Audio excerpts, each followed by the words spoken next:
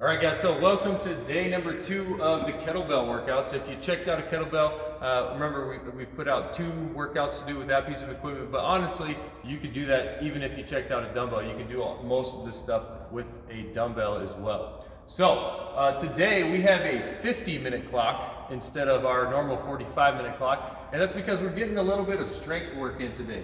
Get to do a little shoulder and core work on top of your typical conditioning stuff. So let's go over the warm-up. From 0 to 10 minutes, you will be warming up, and in that warm-up, we're going to do 2 sets of the following movements. So I'm going to have Diane come in here, and she's just going to demonstrate all the stuff as we go over. First one is going to be groiners. You guys all know how to do this. 5 on each side. So we're just trying to push the hips down. You're keeping your back straight and getting a good stretch of your hips. You're just going to hold it for about 3 seconds and then switch sides. Do the other leg for about 3 seconds. We're going to go back and forth till you get 5 on each side. Next thing, we have our rocking hip adductor. So again, something that I know a lot of you guys have done before. One knee on the ground, the other leg is straight out to the side. She's going to put her hands on the ground, and we're rocking the hips back and forth. So hips go down towards the ground, and then you're going to sit back on your heels.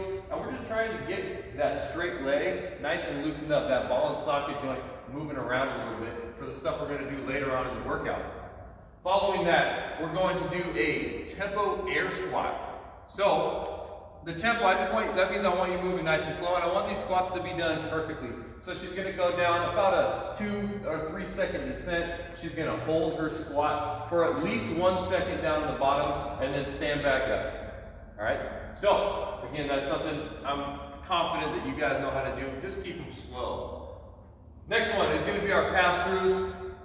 So once again, if you don't have a PVC pipe, which I'm assuming a lot of you probably do not, you can grab a broomstick to do this. But we're going straight elbows all the way over, and then straight elbows all the way back. And most of the time I see people bend their elbows as they're coming back over. So if you do need to put your hands a little wider to achieve the straight arms throughout the whole range of motion, go ahead and just put them wider. It's okay to do that.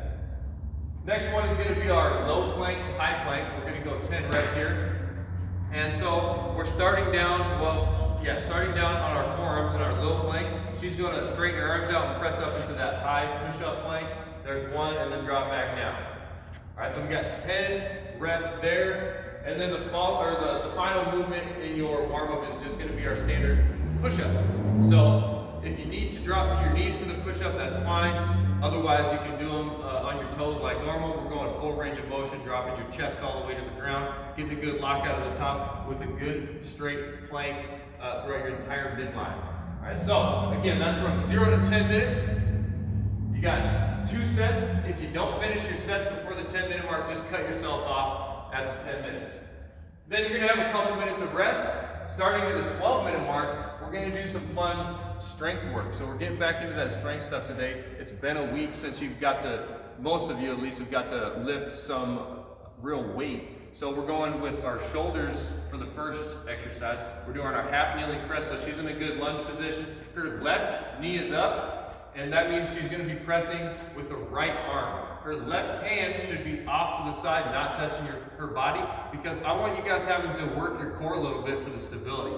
So she's got a good front rack position here. She's pressing that weight straight up in the air, getting a good lockout. Her bicep is right next to her ear in a good straight line. She's bringing it right back down to that front rack position under good control. So if you do not have the ideal weight for yourself, it's too light maybe, then you can slow it down with the tempo. If it's too heavy to do this, then feel free to just do some push presses. Go ahead and stand up, Diane. If you need to, if it's too heavy, you can do some push presses, get a little bit of legs involved so that you can still get some of that shoulder work going. I understand not all of you have the ideal weight for every single exercise. All right? So you're going to do 8 reps per side there. Following that, we have some kettlebell hollow flutter kicks. So she's going to grab the kettlebell, she's going to push it straight up overhead and get her body into a nice hollow position. So her shoulders are slightly up, her low back's pressed down, and she's doing those flutter kicks under control. And we're going for 30 seconds there. All right? If you do need to scale that, you can either not use the kettlebell, or you can just do our standard hollow hold for 30 seconds. Just like that. Thank you. And then finally, we have a new exercise as part of our strength stuff today, and it's going to be a kettlebell goblet squat, but we're doing what's called a quad dominant goblet squat. So you see I have a 25-pound plate here, and if you don't have something like this, a book, anything that you can find that's going to elevate your heels and is stable, you're going to put your heels up on it, and what this is going to do is going to put you in a different position so your body can almost stay perfectly straight up and down as you do a squat. Her feet are pretty close together, a lot closer than you would find in your normal squat. And she's holding onto her kettlebell in the goblet position. So from here, she's just going to perform a normal squat, dropping all the way down. And notice her knees are forward, her chest is pretty upright, and her butt is pretty much sitting right on top of her heels. And from here, she's going to stand back up. All right, so this is really going to light your quads up. And then, again, we have a rep range here, 10 to 15 reps. Go ahead and do a couple more for us so we can see. And the reason I have that is, again, depending on what weight you have, 10 might be more appropriate, or if it's a little bit on the lighter side, 15 might be more appropriate. If you want to, or if you're able to, feel free to grab something at your house if you can find it. It's a little bit heavier if you'd like to make that a little bit more challenging. All right, so again, we're going 3 to 4 sets of those 3 movements, and you're going to be working from the 12-minute mark to the 27-minute mark. So that's about 15 minutes there to get that done. Go ahead and cut yourself off once you hit that 27-minute mark. From 27 to 30, I want you to just rest. You can kind of prepare yourself mentally or set up your space, whatever you need to do. And then from the 30-minute mark to the 45-minute mark, we have a 15-minute AMRAP. And this one's kind of fun. We have Turkish get-ups, 1 on each hand. We have hollow rocks, and we have kettlebell swings. So let's just go over the Turkish get-up real fast. So when we're doing these, remember, we always want to be looking at the weight. That's very important for your safety and to make sure you're in the right position. So she's going to come up onto her elbow first, then press up onto her hand.